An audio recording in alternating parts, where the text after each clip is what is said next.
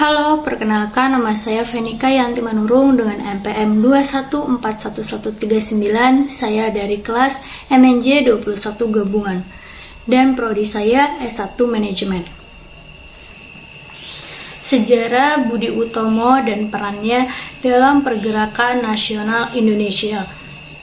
Budi Utomo didirikan oleh para pelajar Stovia School to Opleiding van Inlands Artans, yaitu Gunawan Magkuesoemo dan Soeraji. Di bawah ini pimpinan R. Suetomo, organisasi yang memiliki peran penting dalam sejarah pergerakan nasional Indonesia. Ini pertama kali digagas oleh Dr. Wahidin Sudirosodo dan didirikan secara resmi pada tanggal 20 Mei 1908, ditutup dari buku berjudul Sejarah Pergerakan Nasional Indonesia. Dari Budi Utomo sampai dengan pengakuan kedaulatan yang diterbitkan oleh Departemen Pendidikan dan Kebudayaan tahun 1977, pergerakan nasional di Indonesia dimulai dengan kemunculan sejumlah organisasi-organisasi yang berkeinginan mengawal perjuangan pergerakan nasional demi mewujudkan kemerdekaan Indonesia. Saat itu sejumlah organisasi pemuda yang ada sudah meliputi segala bidang, mulai dari bidang sosial, budaya, ekonomi, hingga politik. Hanya saja, kebanyakan organisasi tersebut bergerak pada skala lokal untuk mewujudkan persatuan dan kesatuan bangsa Indonesia. Dianggap perlu adanya organisasi yang bersifat nasional. Kemunculan organisasi nasional dimulai setelah adanya golongan elit intelektual yang memiliki wawasan yang luas setelah diterapkannya pendidikan sistem berat bagi pelajar pribumi. Akhirnya setelah tahun 1900 barulah muncul berbagai organisasi pergerakan nasional. Kemunculan organisasi nasional ini diawali dengan berdirinya Perkumpulan Budi Utomo sebagai sebuah organisasi pemuda yang bersifat sosial, ekonomi, dan budaya, namun tidak bersifat politik. Budi Utomo mengubah langkah ke pergerakan politik setelah Dr. Suetomo kembali dari negeri Belanda dan mendirikan Organisasi Persatuan Bangsa Indonesia (PBI) yang bergerak dalam bidang politik. Berulah Budi Utomo juga mulai mengubah langkah perjuangan ke dalam bidang politik. Selama di Belanda, Dr. Suetomo telah mendapatkan pengalaman perjuangan dalam memimpin Perhimpunan Indonesia di negeri Belanda yang kebanyakan bergerak dalam bidang politik. Karena itu, tidak sulit baginya untuk merubah pergerakan Budi Utomo dari pergerakan sosial budaya ke pergerakan politik.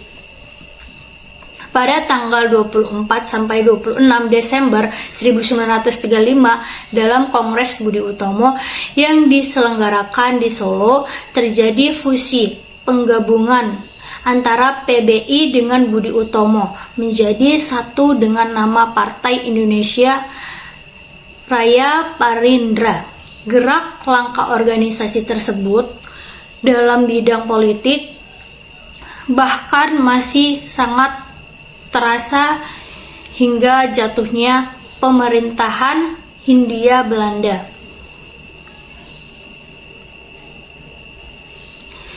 Dampak untuk pergerakan nasional, pergerakan yang muncul di Indonesia sejatinya dipengaruhi oleh dua faktor, yaitu faktor dalam dan luar. Pengaruh dari dalam merupakan pengaruh langsung yang diwakili oleh kaum intelektual dan terpelajar. Kelahiran Budi Utomo membawa dampak yang sangat luas.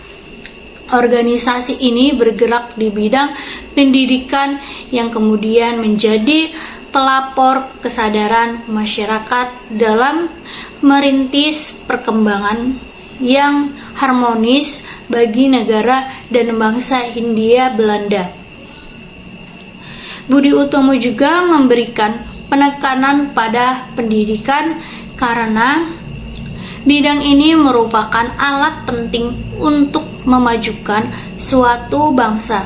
Budi Utomo juga meminta kepada pemerintah Hindia Belanda agar bisa memberikan beasiswa belajar ke negeri Belanda. Organisasi Budi Utomo menjadi inspirasi dan bergerak pemuda untuk bersatu dan membentuk berbagai organisasi kepemudaan lainnya. Dirangkum dalam buku pendidikan kewarganegaraan karya M. Masan DKK 2008. Pada awalnya organisasi kepemudaan ini masih berorientasi kepada pergerakan dalam golongannya sendiri-sendiri. Misalnya, Budi Utomo bergerak di bidang kesejahteraan dan kerjasama kaum bangsawan, sedangkan Sarekat Islam Muhammadiyah dan Nahdlatul Ulama bergerak di bidang sosial kemasyarakatan Islam, memiliki visi dan misi yang sama.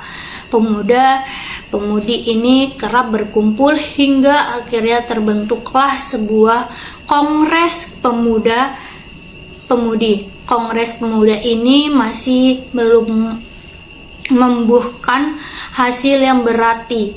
Sebagian peserta memang setuju membentuk sebuah organisasi, tetapi sebaiknya lagi menghendaki bentuk federasi.